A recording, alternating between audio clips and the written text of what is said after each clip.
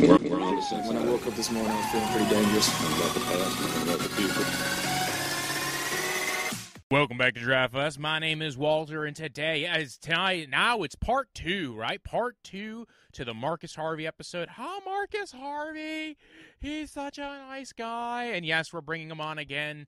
We just ran really long with the first episode, so I'm like, you know what, Marcus, come, we'll split this in two. We'll talk Browns exclusively between us Brownies, and then we'll give people what they really came for, the wide receiver talk. Yes, the NFL draft is coming up just a couple of weeks away, and so we decided to talk about our favorite wide receivers. So now let's bring them on. You can follow him at Marcus Harvey _, and yes, today we talk wide receivers.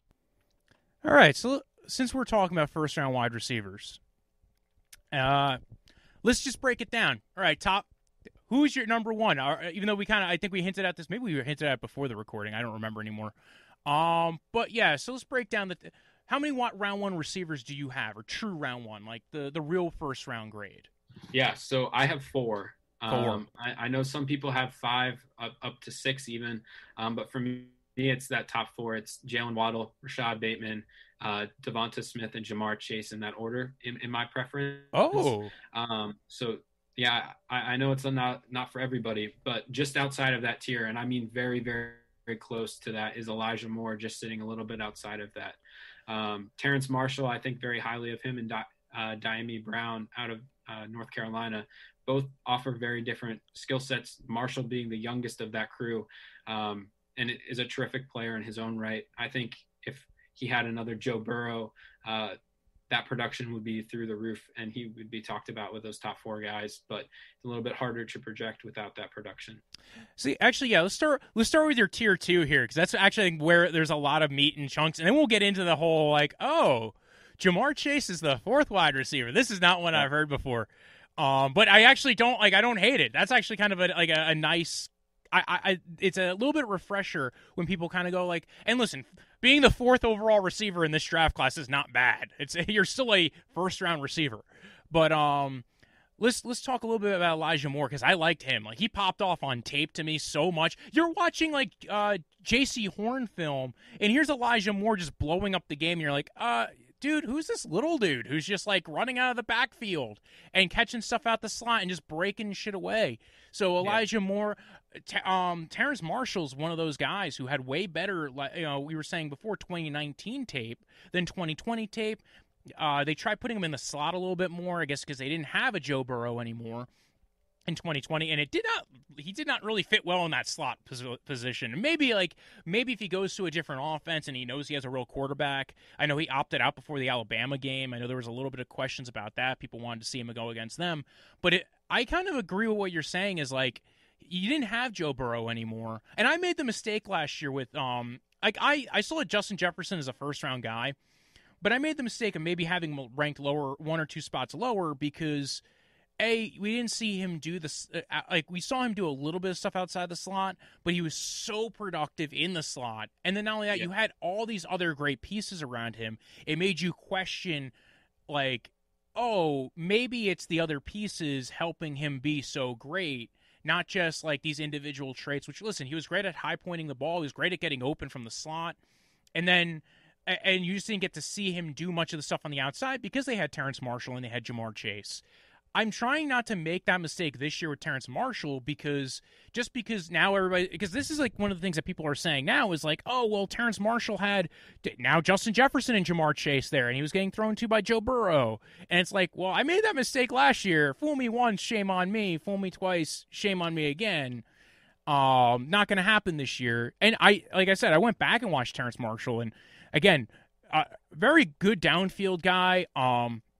It's the funny thing is if you only watch the 2020 tape and then you went ahead and saw his pro day times, you would have been whoa, this doesn't look like the guy who I saw on tape. And then you go ahead and watch 2019 and you're oh, this is a guy. It kind of does look like the guy I saw on tape. So maybe he does match the traits a little bit. Yeah, and I definitely would agree with that statement. For me, I started off studying his 2020 tape, and I turned away, and I wasn't really all about it. Didn't like a lot what I saw. Didn't see the speed that he tested. Didn't see the jumps that he posted on his film.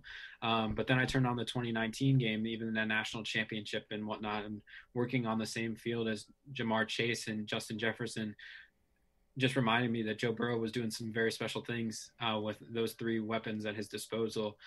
So I just hope that he gets a great fit where somebody is able to push down the ball down the field, and he's able to not just be a slot limited player, can play outside different places where he can truly flourish. One of my favorite spots, not as a Browns fan, but as a football fan, is having him go to Baltimore.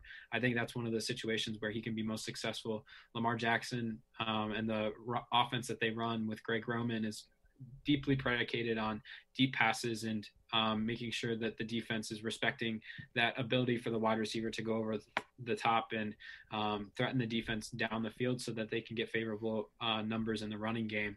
Largely, that was one of the reasons they selected Marquise Hollywood Brown in round one a couple years ago and have tried to force him into that role where his physical profile and athletic ability isn't best meant for that true number one ability. If you add Terrence Marshall at his size of 6'4" on the outside and Marquise Brown in the middle as a slot player, that offense takes a new step to, where Lamar Jackson before threw 5,000 or not for that many yards, but 50 touchdowns in his MVP year.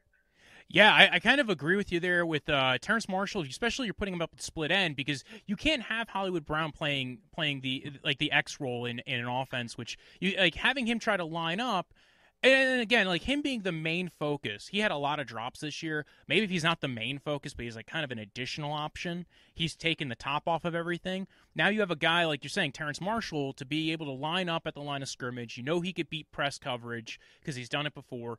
And again, yeah, sometimes he didn't always get the best cornerback back when he was playing with Jamar Chase because, you're playing with Jamar Chase and Jamar Chase is bullying people and just it's like, I'm going to take your lunch money and go, dude. And that was just how Jamar Chase played. And then also, like, I definitely see what you're saying. I think I probably would win Titans as well. To free up A.J. Brown, they lost Corey Davis. They run a lot of those, again, deep play action routes. So both are excellent fits. I think he would be very excited to be on either team. He'd be an immediate contributor, be able to not have to carry the full burden by himself when situated in the offense. I think he would be the number one in Baltimore just by his physical profile and the expectations of an X receiver in Baltimore. But I like that A.J. Brown pick as well. I think for the Browns and Rashad Bateman, that's the biggest threat for them if they want to do that. But for me, the Titans have a big gaping hole at right tackle. Kendall Lam, who caught a touchdown pass against them this past season, I wish him the best, and he filled in well for us when we needed him, especially on those goal line trick plays. But right tackle after the Isaiah Wilson situation is still a big need of theirs. So I think they got to figure something out there first. Yeah, the Isaiah Wilson thing, trading him, then he gets released by Miami, and then Dennis Kelly they cut, they just signed him to an extension last year, and then they're like, yeah, bye Dennis Kelly, even though we extended you last year, we're going to get rid of you. They cleared out they just reformatted their roster. They're just like, we're rebooting this hard drive. We didn't like what we saw. So I kind of agree with you there. I do think tackle's going to be on the board for them at they pick like 20, I think they pick 18 or 19 in that weird range, right? A few spots ahead of the Browns. I still think wide receiver is still in play. I think because Kendall Lam actually, I think, is maybe a little bit underrated. I think he was actually better than Hubbard a lot of times at tackle as the swing tackle role. Now, I'm kind of thinking back to the year prior when Freddie Kitchens was the head coach, and there was that one game where they played the Steelers, and Hubbard was out, and they had to play Kendall Lam, and Kendall Lam played better at right tackle than Hubbard did the whole season. And then they had Greg Robinson, and that was the best games. That was the game that Baker Mayfield had like 3 touchdowns against the Steelers, and then like a year later, not the best time ever. But like my point was, listen, we have to get Greg Robinson and Kendall Lam back at some point. I'm kidding, of course. Right. But like he showed that he can at least do. I think he's much better as a pass protector than he's a run blocker. So, given that run blocking is kind of a big thing in Tennessee. especially when you have Derrick Henry, and they've kind of changed up that offensive line quite a bit. They no longer have Conklin because, thankfully, the Browns signed him. Thank you, Andrew Berry, for that one. Thank you. That's one he should get an award for, because I was like, I did not think that was going to happen, and then they made this amazing deal that's like a 3-year, almost kind of fully guaranteed tackle deal, and it's like, oh, this is good.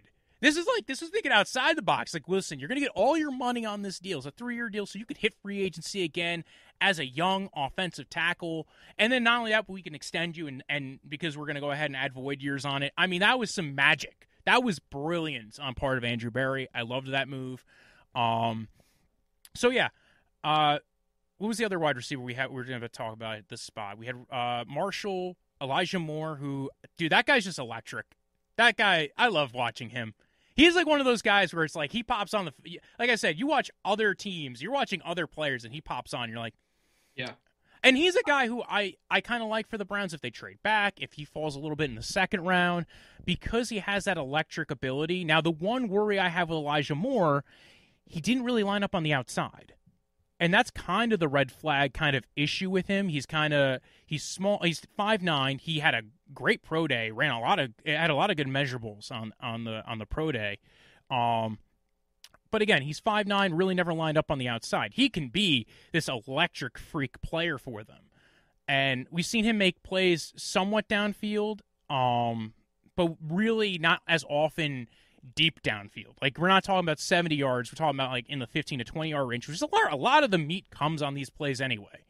And again, for the Browns, you still currently have Odell Beckham.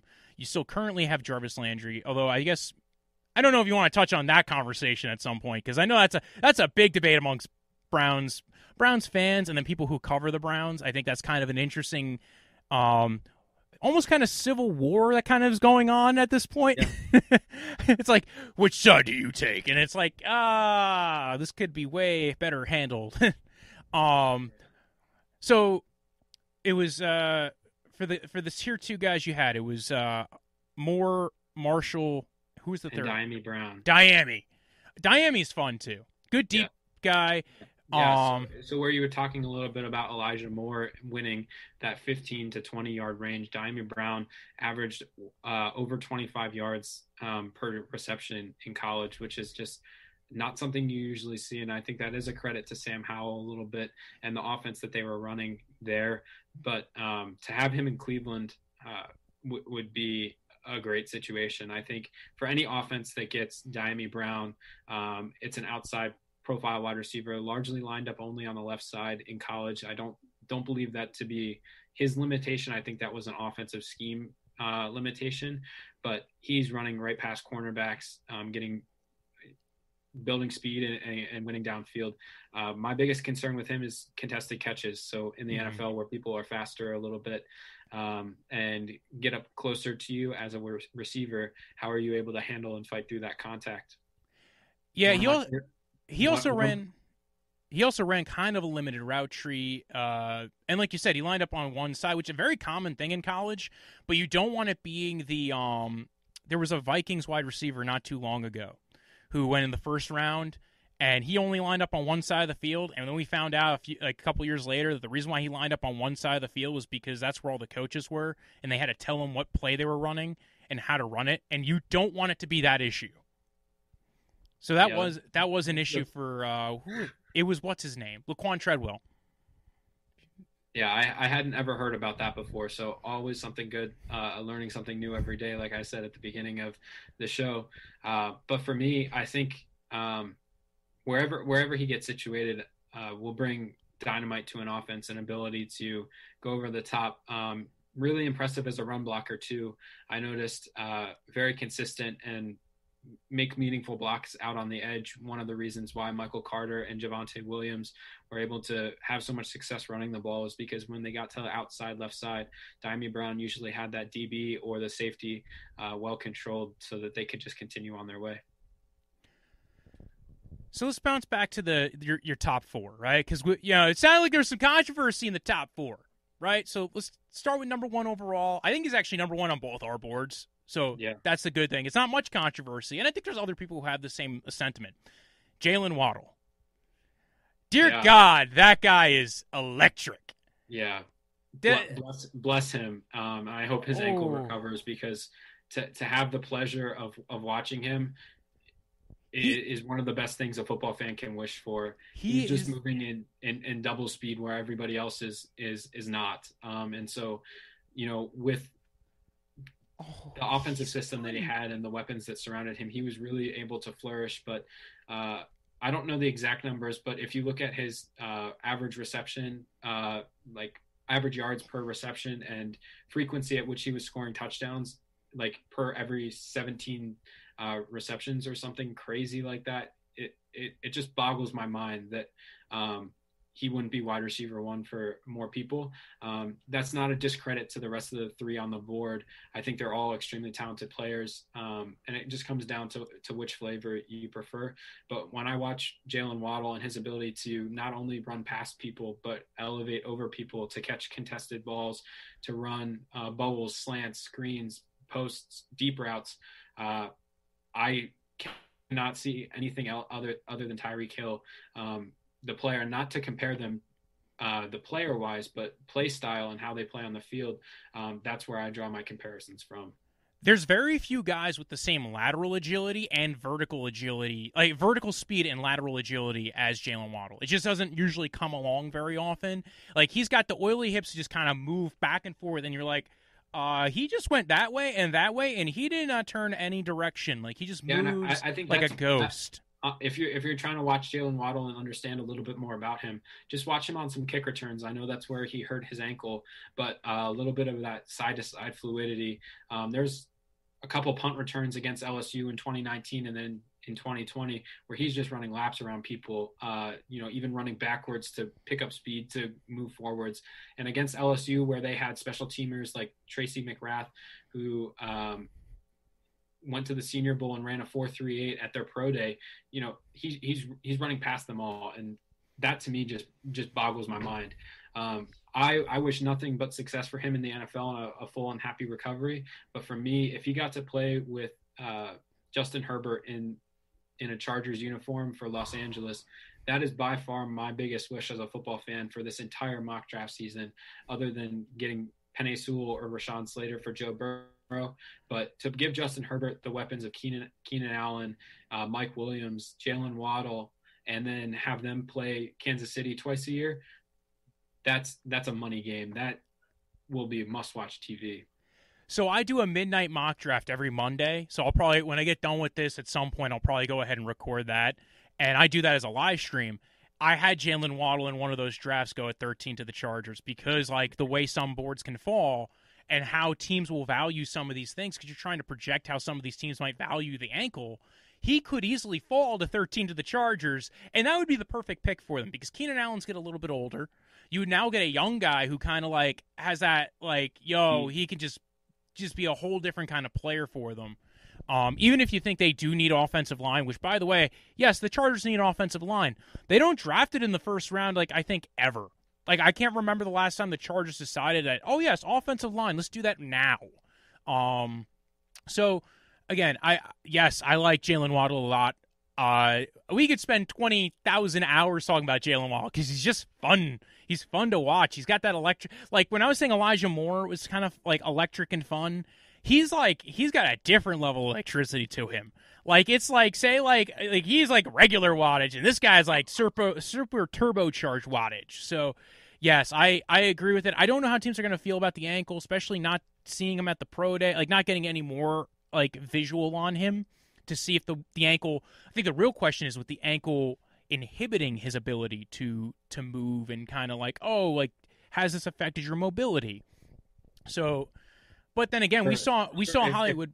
If NFL teams want to let him fall to 26, I won't mind one bit at all. Please, yes. I've been tweeting a little bit about let's just make that the energy and create that conversation before it actually happens. But yeah, all down for. That would be lovely, but I think half of that at 13 is a much more realistic situation if that ankle does arise. But I will not fault any team for taking him and the player that they saw since he was a true freshman. So let's go to the other guys on this list. Your number 2 is Rashad Bateman. I think he's a lot of times I think he's usually the fourth guy on this list for a lot of people. Yeah. I like Rashad Bateman. He's one of those guys, like we were saying before, had that weird kind of like 2020 did not work well for him. Now, he actually had caught COVID, I think either before the season or right during the season. I can't remember. But he actually was dealing with the effects of COVID. He was playing like 10 pounds lighter. He was running a lot more out of the slot because I don't think they could run much better. I think because the quarterback there was not all that great. So it was the same quarterback that they had the year before, but for whatever reason or the situation with COVID and the shortened offseason and how the Big Ten handled it all, Tanner Morgan played significantly not as well as he did the year before, and that came to a downfall for both Bateman and Chris Ottman-Bell, his teammate at Minnesota. For me, like when I watched Bateman, I try to think about a situation where he was in an offense similar to Jamar Chase with Justin Jefferson and Terrence Marshall, and try to envision that player and what he could look like. Because I think for Jamar Chase, I love the player. He's physical, but with that comes a little bit concern for me how that handles in the NFL. Bateman, I think, does a much better job separating on routes, getting out of breaks, catching.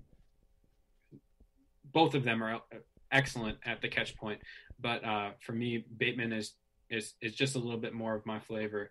But on my grading scale, they both are separated by half a point, and in between them is Devonta Smith. So the real gap for me is Waddle, and then the rest.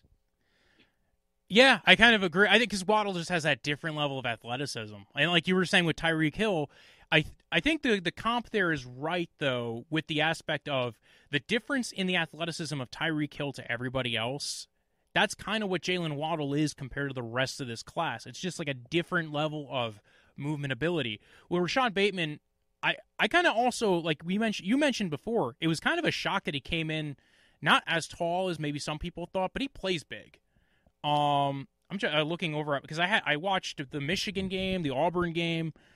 I'm seeing if there was something in here that I really liked that to throw in as this. I just see this from the Auburn game. He showed a sick release on the outside that throws the DB off. It's like 5 minutes into the first quarter, and then the next play, the pass gets thrown behind the line of scrimmage, takes it 30 or 40 yards.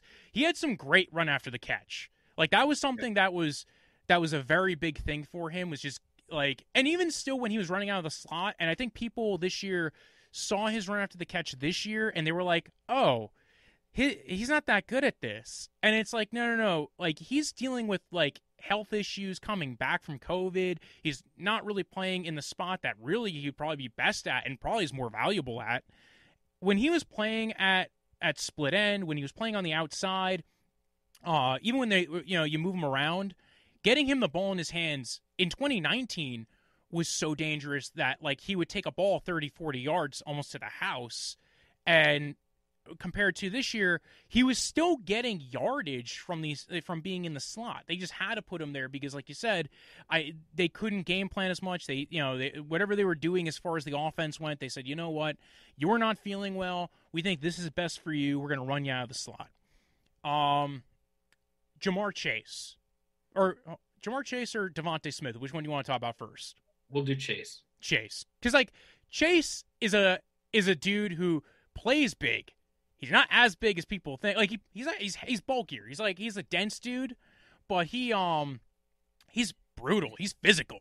He's like, and he was definitely like, listen, when I talk about like chain move, like guys who were movers of the offense, right? Guys who were like the bus driver, like Joe Burrow and Clyde Edwards-Helaire and Jamar Chase in 2019 were the drivers of that offense. And Jamar Chase just did things that were really good. Like I appreciated the game of Jamar Chase. He could pretty much line up anywhere you want him to on the line of scrimmage. Like I said, I think he's going to be brutalizing guys and using that physicality to his advantage. Now, granted, NFL, you're going to deal with a lot of physical guys too, but he's also doing it in the SEC in 2019, so not a COVID year, not a year where you're like, oh, well, it's COVID year and it's not the best year ever. This is a year where it's like, listen, 2019 SEC competition, and they all knew to key in on Jamar Chase, and he was just like, He showed great footwork, contested catchability, the ability to just get separation. And I do think his testing times I was a little bit more shocked by. I thought he was more like in the 4.4s, maybe even like I wouldn't have been shocked if he came in at 4.5s, but it wasn't like he was slow, and he was still running by guys every once in a while. He just wasn't. His key trait is not I'm going to beat you deep like this. He did it he did it a lot of the time by using really good route running. Like his feet's really good. And he would go ahead and throw in a jab step here or stutter, kind of get people to think he's taking a hitch and then go. And his just ability to, again, he was just brutal to try to cover for a lot of DBs. Even if he was in double coverage, this guy was just, I think he's a guy who could be moved anywhere you want. Now the big question is he still that guy after a year of not playing football? Is he still that guy? Was he just spending his whole time getting ready to, do athletic testing because, he knew since September he opted out and he's like, you know what, I'm going to go run 40s every day until I test super well. Maybe this will show up better than my game tape does. So yeah, and I think Jamar Chase will come into the NFL and be an instant contributor, just like his former teammate was Justin Jefferson. I really like him to the Lions at 7. Losing Kenny Golladay and being able to replace that with Jamar Chase is, to me, an upgrade. And that's not to slice Kenny Golladay at all, but when you consider health, age, and different factors, the team gets better when Jamar Chase steps on that roster. Which for Jared Goff, we'll see what that looks like outside of Sean McVay in this new experiment, if that's where they choose to go. But Jamar Chase, yeah, like you said, whenever I watch him run routes, I just think of a basketball player, the way his feet move and the way he tries to break coverages and different things. Just really impressive for me. Jamar Chase, contested catchability, a lot of back shoulder balls, and just out-physicaled everybody that he came across. That included people who were drafted into the NFL, even as first-round picks. And I think Jamar Chase is very talented. But if we look at Devonta Smith, I think Devonta Smith does a little bit different, goes about the receiver position very differently. And that's when it comes down to these flavors and what kind of wide receiver you prefer in different situations, where Jamar Chase will come up and jam the DB off the line to then go run a route. Devonta Smith just won't let you touch him, and I don't know how he does it. I don't think I can explain it. My best recommendation is go watch his Heisman highlight tape, where he's just running past people and winning a Heisman Trophy as a wide receiver. But yeah, incredible. The top 4. The NFL is in very good hands.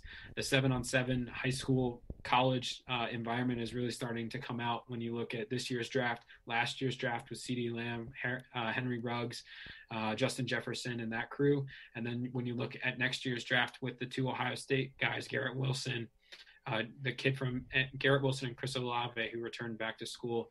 And then at Georgia with George Pickens, and then David Bell at Purdue and Chris Ottman-Bell at Minnesota.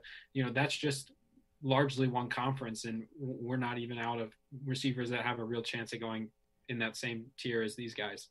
Yeah, what's funny is I know people have already kind of said, like, oh, next year's wide receiver class might not be as good, but you're still going to have players. Like, you're still going to you have guys who develop. So there's guys who might come out, like, we didn't know Jamar Chase 2-3 years, like in 2018. Like, we didn't know he was going to be Jamar Chase of 2019. And there's always guys who develop. There's not a lot of Jamar Chase explosions in 1 year and then an opt-out. So I hold him to a very special category. But Devontae Smith even. Devontae Smith. Right. Who was a contributor at Alabama for 3 seasons, catching national championship, winning SEC championship, winning drives and whatnot, to then win a Heisman. Yeah, I think it'll be very interesting to see how this next tier progresses, and I'm really excited. But these top 4 guys, wherever they're situated, I think they're above a scheme fit, which is why I group them together as opposed to the next group of 3 and then further down my list. It's because these top 4 guys will go on whatever team that they're on, and they're going to produce on week 1. They'll all be contributors. That's the perfect way to put it. These guys, those 4, could be any team, any scheme, anywhere. And by the way, if your coach couldn't figure out how to use these 4 guys, there's a problem with the coach, not a problem with the player. Like, that's how good these 4 guys are. I agree with you there. The scheme diversity is perfect, and their ability to line up pretty much. Even if like you're worried about maybe Jalen Waddle, you know what? No, I'm sorry, because even Jalen Waddle again is such an electric player. Like, yes, did they get a lot of reps of him on the outside? Because this year, he didn't play as many games because of the injury. You still, you could see it. You could see what the issue is going to be for other teams trying to, say, jam him at the line of scrimmage when he's got that level of speed. And, again, you can kind of cover him up. You don't have to play him at split end. There's 2 other wide receiver positions usually in an offense. So you're not necessarily having to worry about that all that much anyway. Yeah, and if you get Jalen Waddle moving pre-snap in some motion, good things are going to happen. Really, really good things are going to happen. Whether you get the ball to him within 5 yards of the line of scrimmage or over 25 yards down the field, Jalen Waddle, I just hope that he goes anywhere but Las Vegas. Yeah, please don't do that again. Although, Derek Carr can't ruin 2 really fast wide receivers, can he? Hopefully, if they were put together in this theoretical world where 2 fast guys can line up next to each other, I hope that system works. That would be my hypothesis, but I don't really know how. I would be intrigued to see that. I would be very intrigued to see a team with both Henry Ruggs and Jalen Waddle. I just would maybe want it to be a team not run by John Gruden. So that might be the caveat there. Is I don't know if I want John Gruden running that team, but like a guy who could really take the top off and a guy who can clear, like you would basically have one guy taking the top off and one guy clearing the bottom out. You couldn't cover both of those guys. Let's jump now to outside of these top 7 because we spent so much time on the top 7, these first rounders, and most of the draft is not built just on first rounders alone. Granted, some of these guys might fall to the second round. Who's next on your list? Outside of Diami and Marshall and Elijah Moore. Yeah. I got a couple other guys later on that I'll throw in at different spots, but who's next on your spot list? Yeah, for me, that next guy on the list is somebody who also opted out in 2020 and one that I am very familiar with from watching in college.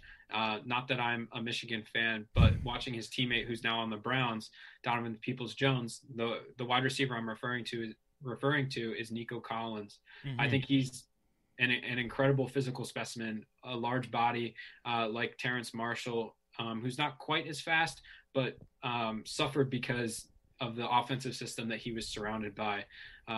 One of the reasons why Donovan Peoples-Jones fell to the pick that he did last year in that draft is because Shea Patterson was quarterback for the Michigan Wolverines, and that didn't really work out and was a hindrance to their development and ability to produce. So Nico Collins, I think he came to the Senior Bowl and bullied people. He caught the ball really well. I think for as much of an X wide receiver or a big body wide receiver that wins in contested catches, he has the ability to win over the top with speed. I don't think that was ever able to be utilized or seen on film because the quarterback situation was so poor. But, I like the idea of putting him in Green Bay with Aaron Rodgers, or Cleveland is another favorite spot for him. I'm really hoping that the Browns can connect with him and reconnect him with Donovan Peoples-Jones. Big guys who run really fast really interest me for this situation. Why would that be? That sounds so ridiculous. Big guys who can run fast, maybe they can catch. Yes, that sounds like it sounds like something you'd want to. I think that's a good situation to be in. It's a good starting point. Yeah. I tend to be a fan of the small guys who can run fast and catch, but there's a lot of those, and they don't always pan out. There's a couple, though, I think, in this draft that could work out. I think there's going to be a lot of those in this draft, actually. Like, there's the, Dwayne Eskridge, Jalen Darden. We already talked a bit about Elijah Moore. There's also Rondelle Moore. Because of the Moore twins. They're just super fast and electric. But Rondelle Moore measured in at 5'7", as did Jalen Darden. Dwayne Eskridge is like 25 years old almost. He's 24, but he's going to be 25, I think, by the end of next season. So you're talking about, again, older prospect that kind of worries you a bit. But any of those guys interest you, of the speedy guys, the short guys? The Munchkins of the world. Yeah, if I'm looking at that little crew there, literally and figuratively, Rondelle Moore is the one that interests me the most. I'm not a huge Rondelle Moore supporter. I know that there are a lot of people who like him as a round 1 pick or a top of round 2. I think that's a bit rich in my opinion. Just to not because of his injury history or his production that's being so artificially created at Purdue, because he was just doing his team's job at what they were asking him to do. So I commend him for that. But just the physical profile at 5'7", if we're talking about analytics and the integration and how that works in football, there's very few people period in NFL history that have made that profile work. I do believe that Rondelle Moore, if given the right situation, can see a little bit of running back and wide receiver and that flexibility to do it all at any time. I have vivid flashbacks to when he single-handedly beat Ohio State in 2018 to spoil that season for the Buckeyes, just running laps around Shaun Wade in coverage, as he was running routes and just being stronger and faster than everybody else on the field when there were Chase Young and all these other NFL players on the field. He was the best player on the field that day, and that was as a true freshman. So I hold that very special in my mind when I talk about Rondelle Moore. I think one of his places that he can be most successful is filling in Carolina for Curtis Samuel, who moved on to the Washington football team. If you're able to give him to Joe Brady, newly acquired Sam Darnold, that wide receiver crew with Robbie Anderson, DJ Moore, and Rondelle Moore to fit in that slot as a running back, and just theoretically imagine a situation where Sam Darnold's in the shotgun and on his right is Christian McCaffrey and on his left is Rondelle Moore. I don't care who your linebackers are or who your defensive backs are that are covering them. Those are two of the most unguardable football players in the league at the start of next season. No, I agree. I like that a lot, especially because, like you're saying before, Curtis Samuel ran a lot of routes out the slot. That would probably be where Rondelle Moore is kind of running if he's not running out of the backfield. I think that's a perfect situation for him. You can get him on the move a bit. The fact that he's 5'7" is kind of worrisome. The fact that his best production hasn't come since 2018. The injury history, I think all those things kind of to play into that. I agree. I don't think he's a first rounder. I wouldn't even take him in the top 50 at this point because of those things, because he's probably more of a gadget guy. You're probably looking at him for either, like, listen, can we just get him on deep routes? He's a lot more limited of a player. Whereas maybe, again, like we're talking before about, you're looking 10 picks back or a round back, you might get a version of that player later on down the line. For instance, Jalen Darden out of North Texas didn't play a high level of competition. His lateral movement is really good. Like, if there's a guy who, like, he doesn't have the long speed of Jalen Waddle, but he has that hip fluidity of Jalen Waddle where he can just move side to side and totally juke out a guy. Kind of reminds me of a shorter Deontay Johnson when he came out, where it's not necessarily that he's got the long speed, but he could probably stack you really well. He did play on the outside down there. Now he's not going to be playing on the outside in the NFL. But again, if you're looking for maybe a guy who's going to be a gadget receiver for you, who you're going to be getting, 10 to 15 touches a game out of, like, hey, we're going to get him in the slot, we'll get him out of the backfield, we'll have him as a returner. Maybe we can play him at flanker if we're really trying to push our luck. But again, I think that, maybe we'll get him on a crossing route again. But if you're 5'7", depends on the player who's throwing you the crossing route. I don't know if I want Baker Mayfield throwing a crossing route to a 5'7" receiver. I don't think that does you very well, because you're now you have a 6-foot quarterback throwing over 6'4" linemen to now throw to a 7-foot, not 7 foot, a 5'7" wide receiver. So there's teams that are going to be limited in what they could utilize him for. The one guy who I mentioned before, Dwayne Eskridge, I actually kind of liked his tape. Like, again, old dude. I say old dude. Like, he's going to be retiring in a few years from the NFL anyway. But he is older, and that does make a big difference. But he lined up on the outside a lot. He actually dealt with, like, a lot of press man, and not just, like, press man, like, oh, we're going to stand next to you and say hello, and you could hear our breath. But, like, yes, there's a lot of that in college where they're playing press man, but really what they're doing is they're standing next to you being like, how are you doing today? Can I take your order? I'm going to be working at Applebee's later. and then Dwayne Eskridge will run by you.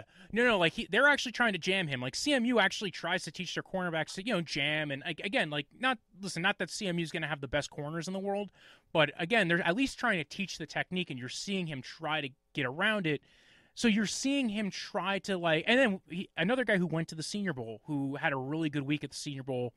I still think he's third round pick for me because of the age issue, because of the late rise in his production. He's 5'9", he's not the tallest receiver. Does have some legit speed. Like Jalen Darden, I think came in at like 4.44, which is not what you expect. But again, like before, I'm saying like he's more lateral movement. He's long speed, and they utilize him in a lot of different ways. So I kind of liked Eskridge in that kind of if you're looking for an outside guy, and also guy who's maybe a few inches taller. If you're looking for a taller guy who's probably going to go earlier than he probably should, Anthony Schwartz, Auburn guy. If we're talking about age, he's one of the youngest players in this draft. Yes. As if we're talking about Dwayne Eskridge and then talking about Anthony Schwartz as guys who can run really fast and would benefit from certain offenses over another. Yeah, Anthony Schwartz will just be turning 21 like 2 months after the draft, which to me is miraculous to think about, because very rarely do you see in draft covers like the 2.0 number for prospects that are ready to go to the NFL or ready to produce. That's one of the reasons why I think Penei Sewell is so special, is he'll be 20 years old throughout the first couple of months of the NFL and when he starts to play. And one of the reasons why the Browns picked Jedrick Wills over some of the other guys at that time was a little bit of that age concern, where Jed was a little bit younger than the rest of the crew, and so they gave him the benefit of the doubt. Yeah, that was a whole. I loved Jedrick Wills' tape coming out too. He was like, so I actually had him as my number one tackle last year, and I know people. Wow. I know some people had Andrew Thomas ahead of him. I know some people had Tristan Wirfs ahead of him. And listen, I know Tristan Wirfs did really well this year. I think if Jedrick Wills was playing right tackle this year from the get-go, he would have had as good of a year as Tristan Wirfs. The fact that he switched sides, I think, changed a lot for him. And he still was a great pass blocker this year. I think he was actually still a pretty solid run blocker. I think the penalties were really what killed him. That was. And listen, you're getting used to the NFL. You're getting used to a new side. And again, like that whole offensive line was brilliant this year. We'll always bounce back to the Browns because it's a cornerstone of my heart, if you will, and your heart too. That's why you're on this show, because I was like, that guy's a Browns fan. Get him on here. Yes, the age thing's a big deal. So yes, with Anthony Schwartz, you're talking about losing 4 years off the age and then also gaining 3 inches in height, which I think everybody would buy 3 inches on any receiver. And he has, I think, even more speed than Dwayne Eskridge. A lot less on tape as far as dealing with, oddly enough, press man, because again, playing at Auburn, you would think you would at least deal with that a little bit more. But they ran him out of the slot a bit. They weren't afraid to run him outside. It wasn't like an Elijah Moore thing where you didn't see him a lot on the outside. They still would line him up outside, but a lot of the times it was in the situations where it was like, oh, this team's not playing press man in this look. So I liked Anthony Schwartz. I think, again, that's another guy who it's like that third round, fourth round range he's going to probably go in. And a guy who I wouldn't mind if you take that shot on him because of the speed and the developmental aptitude, because he runs runs really well, has a really high, had a good 40.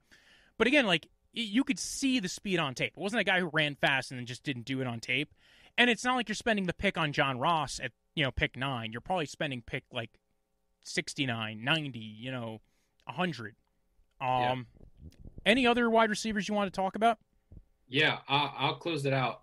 I'll give you 2 names of not players, but teams that I think for those 2 guys that you were just sharing a little bit about. Eskridge, I think if he ended up on the Giants, if they chose not to go at Waddle, I think Dave Gettleman is not beyond picking a 24-year-old rookie wide receiver. And with that, I do believe that he would be a well fit in New York if they're looking to add speed to complement that offense in the 3rd round out of a slot receiver. So I like that idea. And then for Schwartz, if we can just keep Schwartz away from Kansas City, that's a good deal for the NFL. Yes. Just can't give Andy Reid any more speed or a faster version of McCole Hardman who can catch a little bit better. No football fan, competitive football fan of a team wants to be dealing with that when they play the Chiefs do on any given week. No, you can't have McCole Hardman, Tyreek Hill, and Anthony Schwartz. That's too much speed. With Travis Kelce to fool around underneath. No, we don't need to see that. It works. It'll work in Madden. I promise you, it'll work in real life. Somebody else needs to step in and make sure that doesn't happen. I 100% agree. Yeah. But for me, one guy way down my board, but much higher than consensus, is a player from Arkansas State, Jonathan Adams Jr. Really, really big fan of his. I think when he ran, he didn't run the fastest 40. He was a bottom 4.5 guy, but jumped 41 inches in his vertical. And for a guy at 6'4" to be doing that and get so much production as an ex-basketball player of catches above the rim or high pointing balls, even against Big 12 defenses when Arkansas State got that matchup, just an incredible player. I don't necessarily think the fit is perfect with the Browns in their position of need, but if he can end up on a team like the Washington football team where they're looking for an receiver who's a devastating blocker. There's one clip where he blocks 4 people in one play on a sweep that goes to the left, where he takes the cornerback, knocks over the free safety, picks up a linebacker, knocks over a defensive lineman in succession. I've not seen a better clip other than maybe Jalen Waddle and his Missouri tape, but just really big fan of his. I hope he gets a good fit because I think he can be very successful in the NFL. Sick. I like that idea. Have you guys who we haven't touched on with who I think have been talked about a lot? Amari Rogers, Cadarius Tony, Shi Smith, who I think he was another guy who had a little bit of a good Senior Bowl moment early on. Desmond Fitzpatrick, Marcus Stevenson. Let's see if anybody else. Any of those names? Oh, and then obviously Imanra St. Brown. Any of those names kind of excite you? Tickle your fancies? I get really interested by a player like Amari Rogers or his teammate Cornell Powell. I think both of them stepped out last year and did a little bit differently than what they had shown on tape before. I think Amari Rogers projects a little bit better to the NFL just because of his speed is a little bit better and his refinement as a receiver in the slot. His dad is currently the wide receivers coach for the Baltimore Ravens, as he was at Tennessee once upon a time working as a coach. But I think that's an interesting dynamic for a family, but also in a bloodline perspective. But for Amari, working with Trevor Lawrence, I think he can find a niche in the NFL where he'll be successful in his own right. I don't think it's reuniting with Lawrence in Jacksonville. If that happens, is they have Laviska Shenault, some other wide receivers that can really do that role the same way.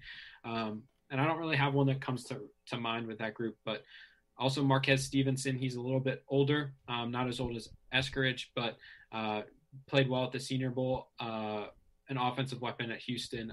I really like him and his game. Yeah, well, Rodgers, I think the thing that Rodgers showed really good with was he's tough to tackle. He had really good hands, really good short area quickness. Like those things play well in the NFL. He's almost kind of like a running back in that. Like if you're looking for say like a cheaper version of Jarvis Landry, like or a more athletic version. I mean, I don't know how much. I guess I don't even know necessarily more athletic because he wasn't like.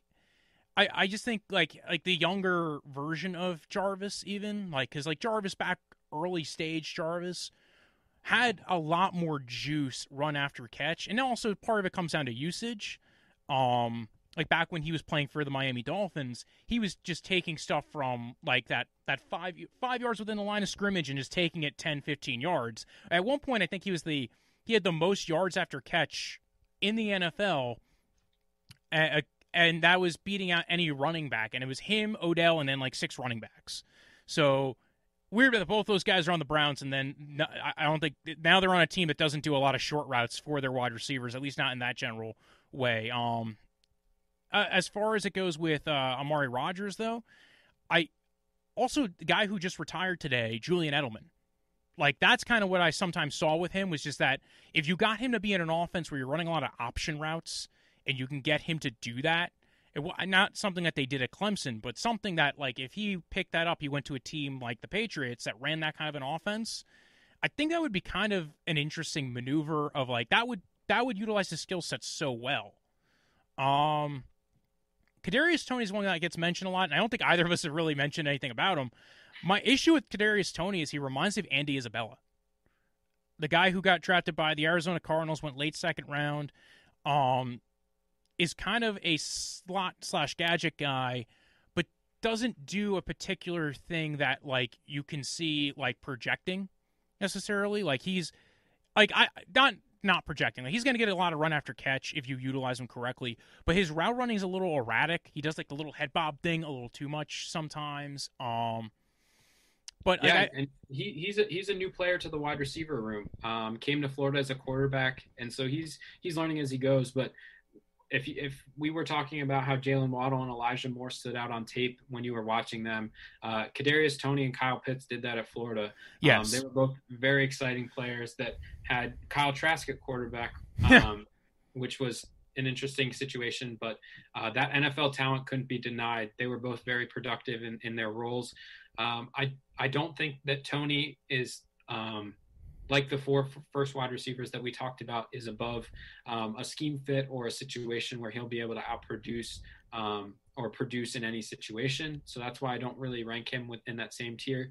But if we could handpick a place for him to go with a caveat rule that's created, yeah, he'll be a stud. But just have some hesitations as the draft proceeds about buyer beware a little bit for him. Yeah, because, like, they utilized him a lot on, like, kind of gadget plays and getting him on motion, and I think the ability of what you could, honestly, Kansas City, another, I think first off, any player is going to do well in Kansas City, but specifically a team that likes to use a lot of the gadget plays, like Kansas City, I think that would be a team that would fit him very well. Teams that like to utilize a lot of motion, that have a 3 wide receiver set involved, maybe not even 3 wide receiver set, because, like, if you're talking about a team like the Browns, my worry with a Kadarius Toney's not necessarily, like, its landing spot, but it's more along the lines of how high is the landing spot. Like, if he's going first round, that's way too high because you're putting up way too high expectations. Right. But there's part of, like, the Curtis Samuel element to his game where it's kind of like that, like, he could develop in that role of learning how to be an outside receiver, but also would probably be more productive in the slot and on those kind of motion, pre-snap motion movements. So getting him freed up. And as we're talking about wide receivers, there is one more name that I want to bring up more so than the rest. In a lot of the similar role that we were talking about of guys that I have kind of in that same tier as Rondelle Moore, Kadarius Tony. This one is actually situated right between the two, Rondelle Moore being the higher ranked one. Amir Smith-Marset from Iowa is a really, really, really fun player, has tremendous amounts of experience on special teams. So I do like him a little bit more because of that as a returner. Electric returner, very fast. His 40 time wasn't as impressive as what you saw on film, so I don't know really what that is about or like where his background is for the speed. But like I shared a little bit about Nico Collins, about the quarterback situation. His time at Iowa, Smith-Marset that is, didn't really have the best quarterback play. But if we're looking at guys who can play not the X receiver, but that Z receiver, the F receiver, moving around, getting yards after catch, created touches, he's a bigger guy that I necessarily would choose over the other two in different situations and schemes. I really like him if the Browns want to look wide receiver at the beginning of round 4 at pick 110. He's one of my favorites there. Nice. Last guy I wanted to talk about, I think, let me just make sure. At least as far as my list goes. And if you have any other guys you want to throw in, let me know. Imanra St. Brown, who got a little bit of hype before the season. This season was okay, but I think some of his gameplay from, again, another guy who 2019 looked a bit better. And I think maybe it's because the competition was a little bit better. The Notre Dame game kind of popped out to me a little bit. He kind of reminds me of Juju Smith-Schuster and J.J. Arcega-Whiteside a little bit in that mold where I think Arcega-Whiteside or Arcega-Whiteside, which sounds like I have a list, but that's just how you're supposed to pronounce his name, apparently, because it's spelt with a C. But that is, I think he'd probably be a better, like, utilized as a big slot player. Now, technically, Amon St. Brown's not necessarily big as a big slot, but he plays big. And he's a guy who, if you get him on those free releases, shows very smooth route running ability, can get downfield quick, and is pretty good on the contested catch portion of it. I think the Eagles might be a team that would value him now that they got rid of Alshon Jeffrey. Although, granted, I mentioned Arcega-Whiteside, and then I'm going ahead and going, yeah, go ahead and get Amon St. Brown because that worked out so well for you the first time. Even before you continue on, I'm working on a mock draft right now, which is some of my ideas for different fits and stuff. I have the Eagles not looking at wide receiver at the top of the draft, just taking value at where they can get because they have some talent. They have voids of talent across their roster. And so it came down to Amon St. Brown as a wide receiver available on round 3 for them. And I really like that fit. Tylan Wallace just went a couple picks before, which was unfortunate for them. But I do like that fit in Philly, the ability to float inside and outside. He was much more productive in the slot as a slot receiver. Now, I don't think it's the all perfect fit because Jalen Reagor would hopefully be able to rotate and be a piece that they can move together in that offense. But it fits a need for them, gives them more talent to the wide receiver room that they're desperately searching for. Another team I could think of is maybe a team that runs the McVay system, or the old McVay system. So basically the Bengals, which, you know, if the Bengals want some free advice, it sounds like they've had some issues over the years. So, like, Browns fans will give you some help. We're right. Totally fine on you guys getting better. Listen, you guys play the Steelers and the Ravens twice a year. You should win a couple of games. In fact, I remember that Bengals-Steelers game. And I was kind of rooting for the Bengals in that game because it was way more fun. I think the Bengals won that game, if I can remember correctly. Yes, they did, with Finley. With the backup quarterback. That just says something to you right there when Ryan Finley's your quarterback. By the way, he's not their quarterback anymore. He's gone. He's now, I think, on the Texans. So, but yeah, when Ryan Finley's your quarterback and he's winning you games against the Steelers, which had this like weird, ridiculous defense, and then all of a sudden it's like they fell apart. Everything about the Steelers fell apart at the end of the year. We could probably spend a good hour talking about how much the Steelers fell apart. But if they didn't have 16 guys of all the same like size and build and shape, I think that's the problem. Is like that. I think he's a faster version of those kind of style players. Like I think he's a faster Tyler Boyd. Like, that's kind of how I can see him. Now, the only thing is you already have Tyler Boyd there, so that's not going to help you. You also have T. Higgins, who a little bit different, but again, still kind of like you need a different kind of element to that roster. But maybe like Joe Brady would like that kind of a player because, again, especially because they don't really have a tight end, they're probably going to be running a lot more 3 and 4 wide receiver sets. Yep. Going spread a little bit, because that was actually something even Joe Brady did. Especially because you have Christian McCaffrey and Mike Davis. McCaffrey didn't play much last year, but because what they had with LSU with Clyde Edwards-Helaire, then Joe Brady going to Carolina, having McCaffrey and Mike Davis, I could see them utilizing like another big slot receiver like that, especially if they're not going to go wide receiver early. If they take Sewell or Slater in the top 10, or even trade back and get one of the offensive linemen. If they're going to attack offensive line early, I could see them taking like a guy like that, who you have DJ Moore, who's already on the outside. You have Robbie Anderson, who's taking the top off of defenses. I think Amon St. Brown. I've talked myself into it. Carolina, go do it already. Not night of the draft, not now.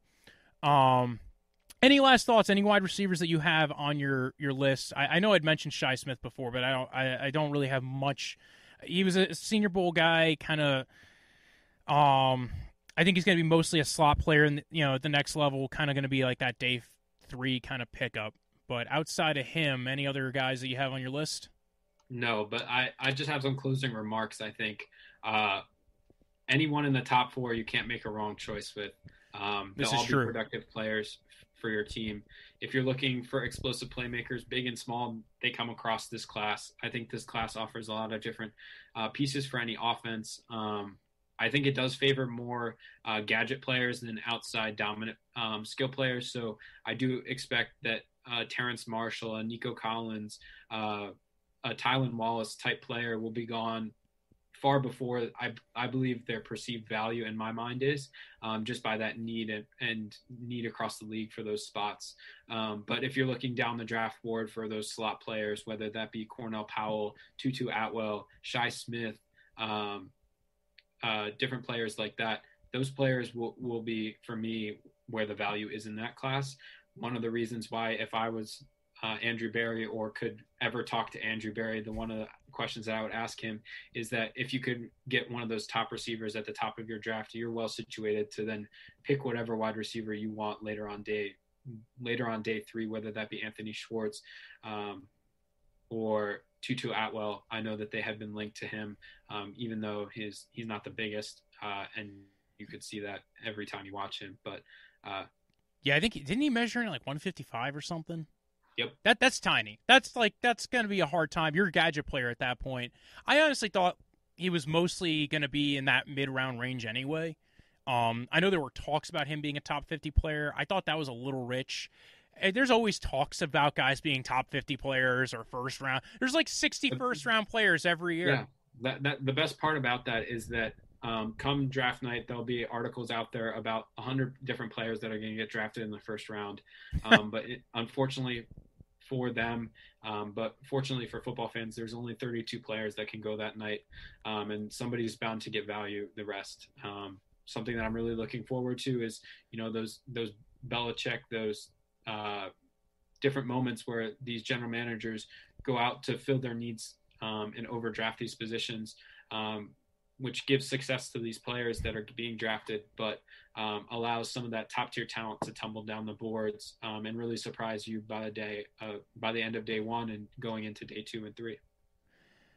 And again, we just talked about, like, if we miss somebody on somebody's list, I'm sorry, wide receiver is the deepest position. Like, I think it is the deepest position, in, at least offensively, in the NFL. And it's the position that gets drafted the most. So there's definitely players we're going to forget, or we might have only touched upon for a second. But if you want, you could follow this guy on Twitter. Go ahead, drop your Twitter to Marcus Harvey. Yeah, Marcus Harvey _ MarcusHarvey _ follow me on Twitter for anything Browns, but even more so football and other NFL draft coverage. And thanks again for coming on, man. I really appreciate it. Love this discussion about all the wide receivers. It's an exhausting discussion, and the Browns is an exhausting. So 2 exhausting discussions. Well worth my time. Always love to talk about football and learn something new. I'm just beating you up here. But thank you so much for coming on. If you want, you guys can follow the podcast at Draftvice on Twitter, at Draftvice _football on Instagram. You can follow me at BROJO. Death is in the end of life. Punch like a delicious drink you drink in the summer. And follow, subscribe. These are going to be there's going to be episodes all this week and next week, all leading up to the draft now, finally. I know I've been very slow on getting these out. Now these are going to be coming out fire. Thank you for coming on again, and everybody have a nice day. We're on to Cincinnati. When I woke up this morning, I was feeling pretty dangerous. About the past and about the future. Thank you, Mr. Marcus Harvey. Thank you for coming on. You can follow the podcast at Draftvice on Twitter, at Draftvice _football on Instagram. You can follow me at BROJO. Death is in the end of the life. Punch the delicious drink you drink in the summer. Our next episode will be Edge Rushers, folks. And that might just be an exclusive me, but don't worry, we'll have more guests on, some in-studio guests again, finally. And then, yes, tune back in for the next episode, which should be dropping tomorrow-ish time, Thursday, I guess this would be. So go ahead, check it out. Have a good day, folks. We're on to Cincinnati. When I woke up this morning, I was feeling pretty dangerous. About the past and about the future.